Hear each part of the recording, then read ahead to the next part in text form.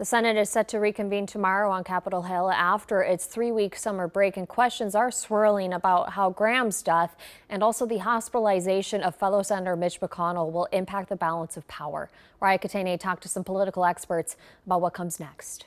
Lindsey Graham was one of the most vocal lawmakers on Capitol Hill, and his sudden death is bringing into question who will replace him and what the implications are for key pieces of legislation. Under South Carolina law, the governor can appoint a temporary replacement, while the Republican nominee for the seat will likely be determined through a primary ahead of the midterms this fall. Political science professors from the University of Minnesota and Hamline University say Graham will likely be remembered primarily for his role in national security and foreign policy.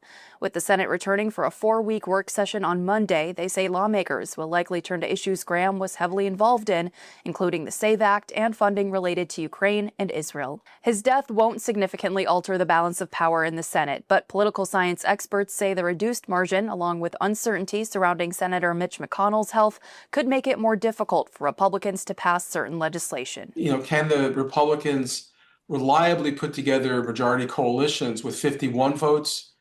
Of course, the big question is, can they build these supermajorities of 60 votes to overcome potential Democratic filibusters? That is much more difficult. So bottom line, Republicans remain in control and organizing the Senate, but it may be more difficult for them to move controversial legislation. This throws a lot of negotiations in the Senate up in the air as they're going through debates regarding, funding for the next, budget year and a whole bunch of other things. So this clearly has repercussions more than just South Carolina and really has a ripple effect, I would say, across American politics right now. Reactions to Graham's death continue pouring in, including from U.S. Senator Amy Klobuchar of Minnesota, saying he was loyal to friends and causes and that she will miss him, and Representative Tom Emmer of Minnesota's 6th Congressional District, saying Graham was a strong defender of conservative values and will be missed.